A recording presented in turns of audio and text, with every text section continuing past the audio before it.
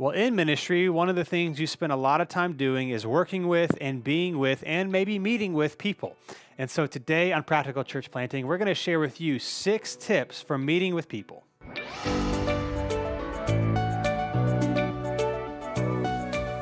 Welcome back to Practical Church Planting. My name is Brian Androsian, and with me today and every day is Dylan Dodson. And today we're going to give you 6 tips for meeting with people.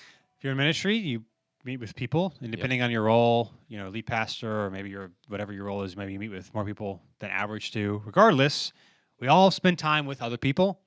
And so we want to share with you some tips to make that helpful and more beneficial as you go about doing those things. Yes.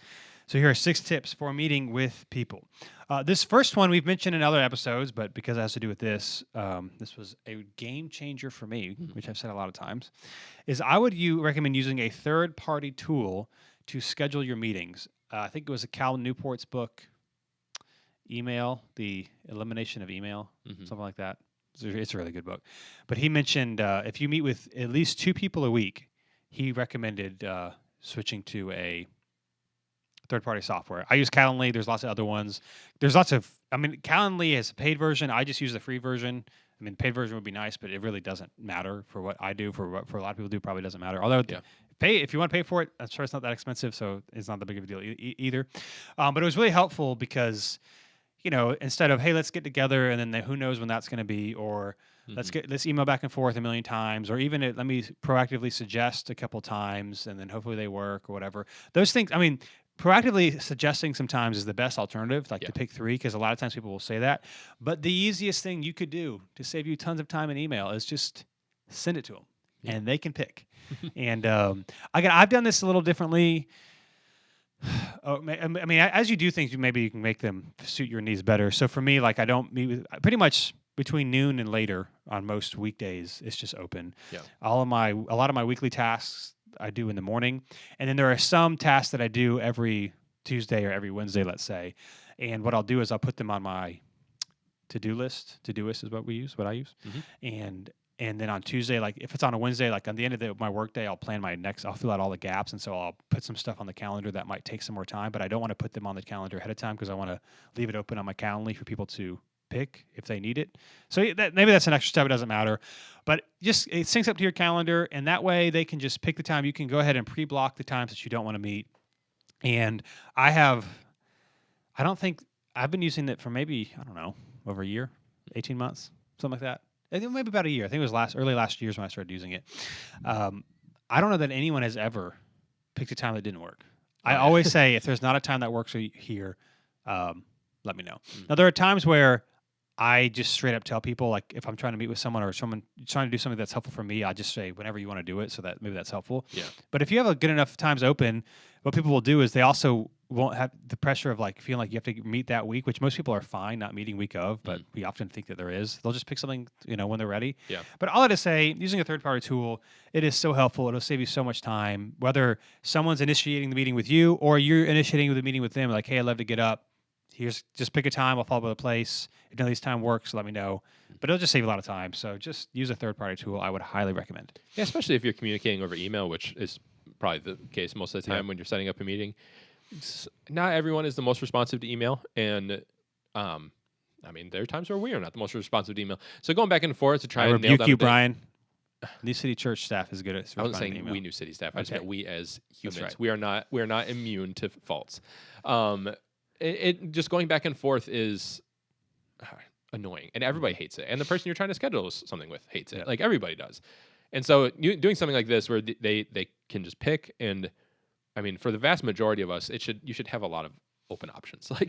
Hopefully, I get things change, different seasons of life, if you're bivocational, things like that.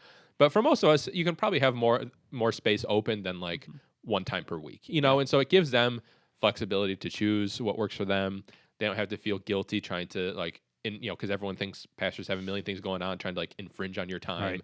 And I don't know. I think it just makes it a really painless process. Yeah. And I've had multiple people I've met with send me either Calendly links or something similar, whether they're in ministry or not. And I don't know. I've never thought anything of it. It's just cool. No big deal. I don't think most people do. So that fear of thinking, oh, I'm so important that I have to have this. I don't think most people actually think that. Yeah, and I think too, it's important to leave it wide open. Not wide open, but you have multiple options because they're not going to get filled up every week anyway. Yeah. Like unless you're like leading a really large church, in which case you're going to have an assistant help you with that anyway. This is like a Right. free assistant version. I have a friend who has an assistant, and I was telling him about this months ago, and I was like, he's like, it sounds like you're what you do, my assistant. Like that's half my assistant's job. I'm like, I'm just telling you. So he started using it, and he was like, yeah, like he still has an assistant, Yeah. but like he's like half of her job was no longer needed. She could Yeah. do other stuff now, I guess. But yeah, it's just because it's so much back and forth. And so, Yeah. third-party tool makes it super easy. Keep it open; it will not be taken all the time, and then you can fill your stuff in around it when Yep. things get closer. All right, number 2. Keep standard meeting time. So we've talked about this a lot. About one of the hard things about ministry is like the self-imposedness. Like this, it's self-inflicted in the sense of we feel like we have to do everything at anyone else's schedule all the times, and then you can never get the stuff done that you need to be done at times that are good for you to do them. And so something like Calendly or whatever is also helpful too because you can block off. So for me, I don't do, generally speaking, morning meetings. Unless it's like church stuff that we've already planned or whatever. Yeah. But like I don't do them, and I never have to wonder, don't have to question. It's just here are the times that are available, and they're easy. So that my sermon prep is the same time every week. We record this stuff the same time every week. There's certain things that I do at the same time every week, and it's just really good to have a rhythm, to know things are going to get done. I think part of the reason we get stressed out in ministry is because we have stuff to do, but we're just like don't know when to do it, or we move it around all the time for other people, then it can't get done. But if you have a solid block every day where regardless of what these few hours might look like, these few hours are going to look like this. It will really, really help you. And so keep standard meeting times. Again, most people are totally fine or being somewhat flexible, especially in a day and age where, and I know this slightly depends on where you live and where people work, but when a lot of people are flexible, a lot of people work from home, a lot of people have flexibility in that area, it's you're a lot more free than you might have been in the past. Now, again, some places were really blue collar, that might not be the case. Yeah. But still, it's worth giving a shot. And so, keep standard meeting times and just know when they are. Especially like if you do like to do early morning meetings, you don't have to do them You don't have to have the option of every single morning. It could be just Mondays and Thursdays, and then Tuesdays and Wednesdays I do this. Whatever it works for you. But I would recommend knowing like here are the windows that I meet with people, so that I can do my other stuff on a good, healthy rhythm. It's really helpful. Yeah, and I've done this in the past, especially at other jobs. Like it adds an extra layer of stress when you're trying to meet with somebody, but then trying to filter in if that'll work for that day or week or whatever, because you're trying to think of what other projects and things are going on, and it just adds an extra layer of like, let me get back to you kind of thing, or just anxiety on your part of like, oh, I scheduled it for this day. Is it okay that I scheduled it for this day because what else is going on? And so just keeping open meeting times that everything else has to filter around, and we'll all make everything else filter around it, like we always do, and if an emergency comes up. And so in the majority of cases we can make that work, but when you just kind of leave it open-ended and kind of just piece things in wherever you want, I think it adds a lot of stress down the road that you don't really need. Yep. So keep standard meeting times, know when they're going to be, and that'll help you everywhere else. Number 3, make a note right away when offering to get together, or if someone asks if they can get together with you. Now, here's what I mean. It is one of my goals in life to be somebody. I might have a lot of faults, but if I tell you I'm going to do something, I will do it. Yeah. Like I want people to know, oh, if he said he's going to do that, or he's going to follow up with me, I know he's going to do it. Or because this is not a strength of a lot of us in this culture because of digital, and we can flake really easily because all we got to do is text people. I want people to be pleasantly surprised that I did what I said. And I just think this is very low-hanging fruit for all of us in ministry, is you might have different giftings and skill sets and talents, but doing what you say is something that it's not a talent.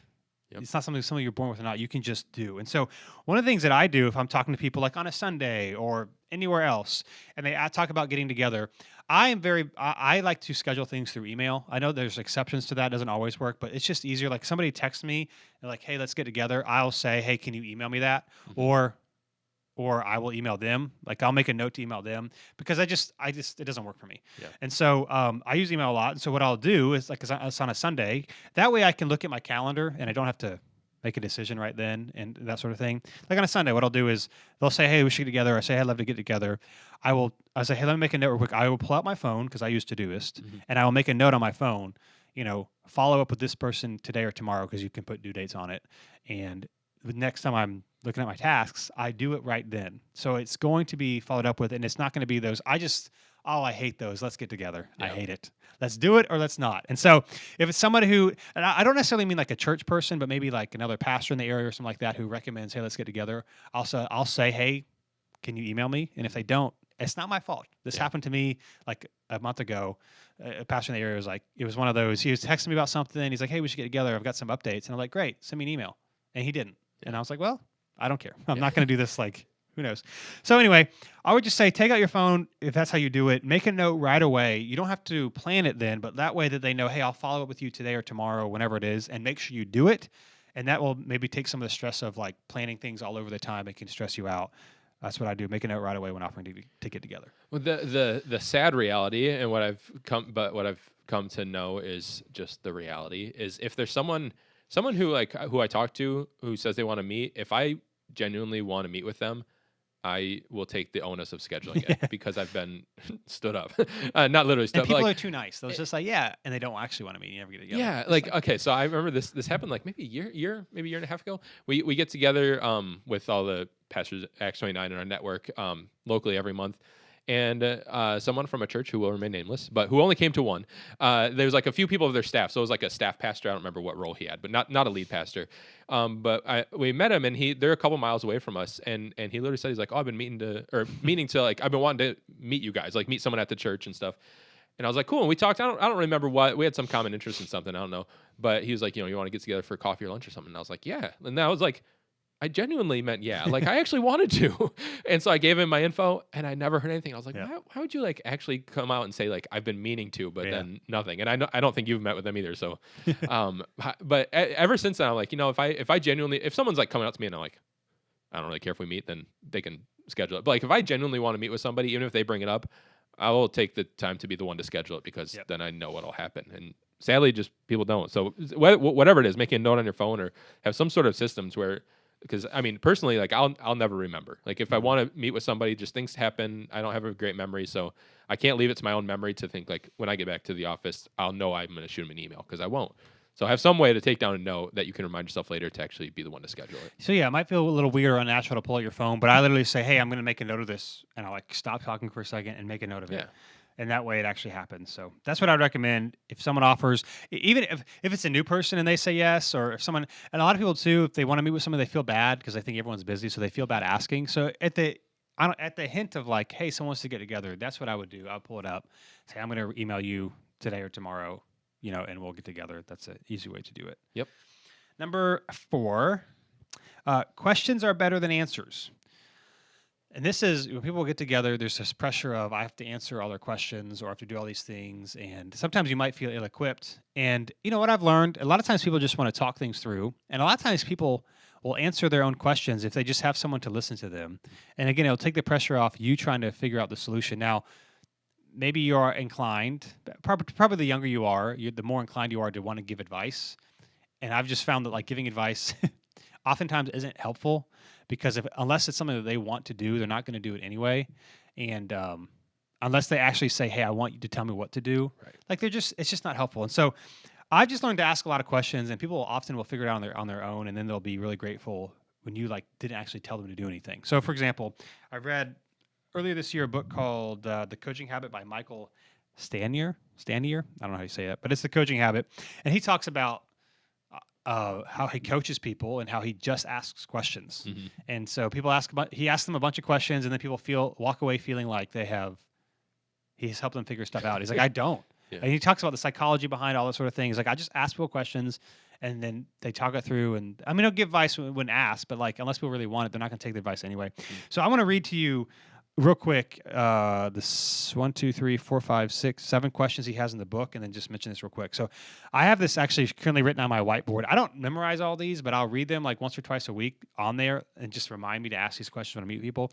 You can actually ask them in this order that's really helpful, but he says it like this. He's got a chapter on each one, but he has what's on your mind, and what else, because people oftentimes won't tell you everything the first time, so you ask it, and what else. Then he says, what's the real challenge for you here? What do you want? How can I help? If you're saying yes to this, what are you saying no to? And if he was coaching someone, he ends with what was most useful for you. That's maybe not the most helpful thing if you're like meeting with somebody. What I have found of those questions, the two that I have found the most helpful that I've just did myself, and I was like, oh, that makes sense that he talked about us too, is what do you want and how can I help? And what I mean by that is a lot of people, especially in Christian circles, we think it's bad to talk about what we want. It's like I got to do the right thing and the godly thing, and that's true. But often I have found that what people want really good things, or they want to do good things, but they feel like they're not allowed to, or no one's ever asked them, and so they've never really considered what I want in the situation. So, meeting with someone who's going through divorce and struggles and that sort of thing, asking them like, so what do you want to happen from this? Like, where do you want to get out of this? Now, sometimes people want something that's not possible, but then sometimes they want, knowing what's going on, they'll start to think about what are the realistic options. For people to start saying, what are the things that they want? Because if they say what they want, well, then they're much more likely to take advice rather than saying, here's what you should do. Yeah. And then asking the question, how can I help? Like, what do you need from me? How can I pray?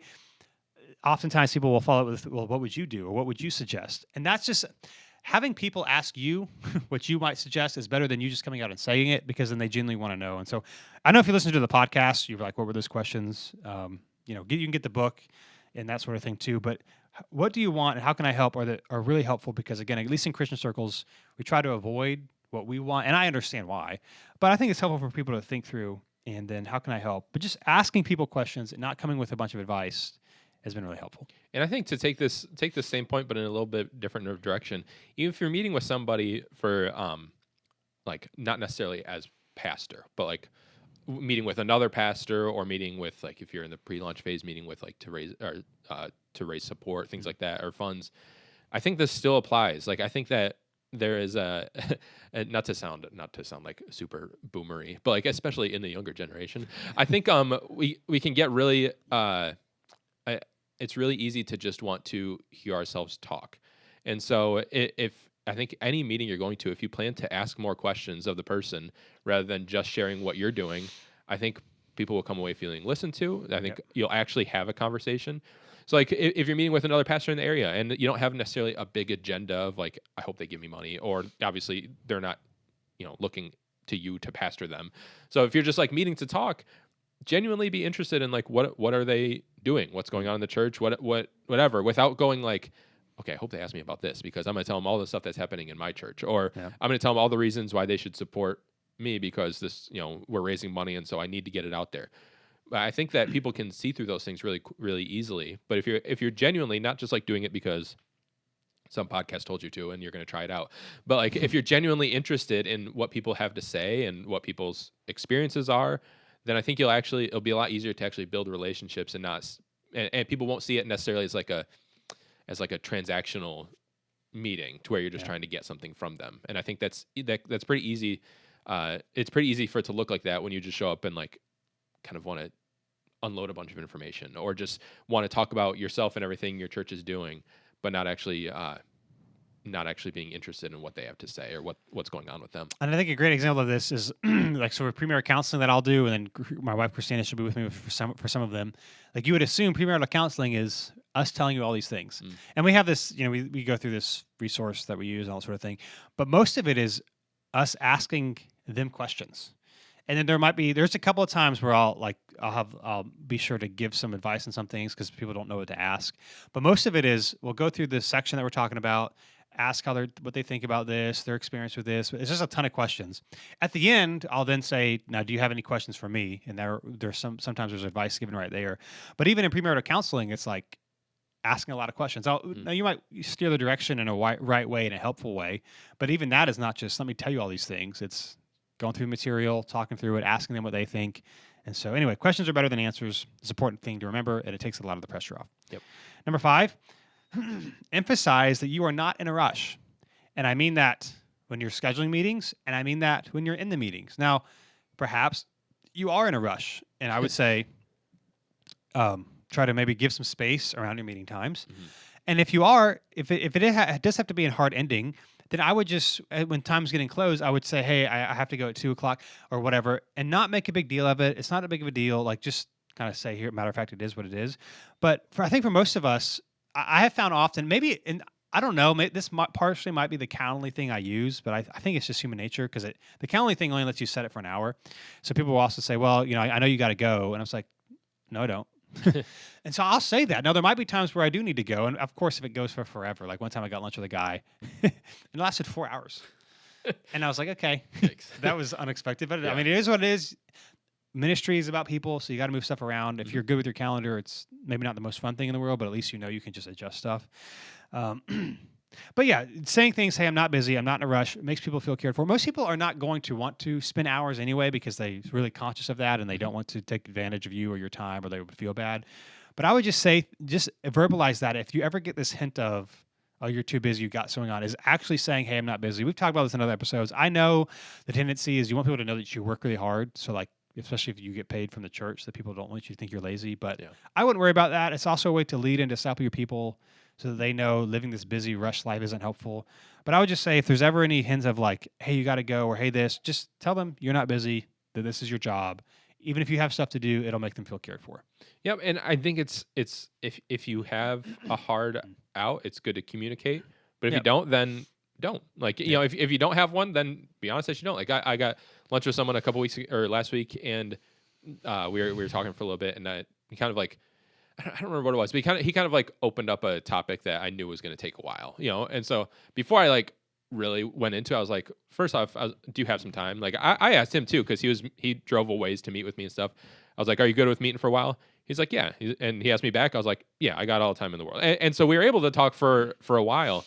But it'd be easy if neither of us asked the other. It'd be easy for us to like subconsciously be like, oh, well, I'm not going to dive as deep into this because I want to respect their time. Yeah. Because everyone wants to respect the other person's time, but no one wants to ask how to go about doing that. And so I think asking that question, if it's been a while, like, hey, do you have more time? And if they do, then cool. But also being clear, like with them saying, yeah, I got more time, or no, I don't. So that it doesn't have to be all of a sudden be like, oh crap, I got to go. And I got to cut off this conversation right away. But so they have a little bit of a lead time so you can still talk a little bit. But just being honest and clear about how much time you have and communicating that to them, I think is helpful. Yep. So emphasize you're not in a rush, you're not busy is really important. Yep. And then last but not least, I would encourage you to make a note to follow up in a week. And so whatever you talked about, it makes people feel cared for and heard, is to maybe like as soon as you get in your car. I mean, I use Todoist usually because you put due dates on everything. I might say send them an email or text them about this or ask them about this or tell them that you're praying for them about this. Mm-hmm. Make sure you pray for them before you said that you did. Yeah. But again, it's a way to, it's not that you're trying to fix their problems or anything like that. It just makes them feel heard and cared for and thought of and reminded. And it's okay to set reminders for yourself because, we got stuff going on and we forget things. And, you always feel cared for when someone reaches out to you, especially if something you've talked about. So this one, I mean, might sound obvious, but again, as you can tell, Todoist, I like that. Mm-hmm. Take out the phone, say, follow up with whatever this is, next Wednesday or next Thursday, whenever it is, and just send them a brief note. And it makes them feel like you heard, that you listened, and that you cared for them well. And so that's a small thing, but that's a helpful thing. It's kind of a sad thing, like in not just ministry, but just like Christians in general, that like hearing someone telling you, "I'll pray for you," unfortunately, doesn't always mean much. As terrible as that is, but because we know that sometimes that's just the thing people say, and that doesn't always mean that they do. Now, many do. I'm not saying that that's a bad thing to say. But if you can follow up in someone, whether that's to let them know you prayed for them just as a word of encouragement, or if there's like a specific event or date coming up that you're talking about and you can follow up asking how it went, that goes so far. So just a couple weeks ago, this happened where I met with a dude. We were talking about foster care, and we had this kind of date coming up with a license transfer. But I kind of mentioned it in, like, we talked about it. I didn't like harp on the date. I wasn't like, please call me that day or whatever. But that day he texted me, which was like maybe a week or two after we met, something along those lines. And he was like, hey, what happened? And we hadn't talked between the time we met and then. Yeah. Like that was our first time meeting. And I remember thinking like, oh, that dude actually, like, he actually paid attention to what we were talking to. And he meant what he said when he said that he cared and things like that. And if he didn't text me, I wasn't expecting him to. I wouldn't have thought any less of him. But because he said that, I was like, oh, this is someone who like genuinely wants to have a relationship going forward. And that and so like he has something coming up that I made sure was on my calendar to follow up with him as well, because like even as we're talking, I don't remember I know what's coming up, but I don't remember what the specific date is, and I'm not going to remember. And so putting those in, I think it really helps people know that like, no, you're not just saying this because you're their pastor or because you're a follower of Jesus, so that means we should pray for them. But you genuinely do care about what's going on with them, and you genuinely are interested in making sure that things are going okay for them. And I think it's worth emphasizing. It's very easy to think, well, some people are just better about it than others. I don't know this person. I guarantee you he has a habit of taking notes. Somehow he captures these things. Yeah, I believe and that is not the first time he's done that. Yeah, yeah, it's probably true. It's just like we read about habits, which obviously I'm a big fan of. James Clear. No. Yeah, Atomic Habits, Yep. one of my favorite books of all time. He talks about how we think people are disciplined, and what happens if they just created habits. Now, yeah, it takes some discipline to realize what's important and to make yourself do it. But once you create a habit, it's not you're a disciplined person. Everyone has habits. You've just created good habits. Yeah. And so I think this is like following up with people is the same thing. It's not like, oh, some people are just really good at it and they just remember everything. It's like, no, they know it's important, and so they have systems in their life to remind them to reach out to people. And this is a really small way to do it to make people feel cared for and pastored well, is to just make a note and follow up in a week. Yeah, exactly. So those are 6 tips for meeting with people. Now, I just want to say this. If you have specific things you want us to talk about, episodes or topics, you can join the Practical Church Planning Facebook group, put them in there. You can go to practicalplanning.com. You can email us, and we could talk about those things. But if there's ever any topics you want, we do this every week. Yeah, so we got absolutely. plenty of time to talk. Yep. And also want to say, if you are in the launch phase, 12 months or less from planting a church, if you go to practicalplanting.com and you check out our Growing Your Launch Team course, it's highly practical. It's kind of like this podcast, but even more hyper-focused on some things that you can do to help grow a team, raise money, social media, all that sort of thing. So check that out at practicalplanting.com. And we will be with you next week on Practical Church Planting.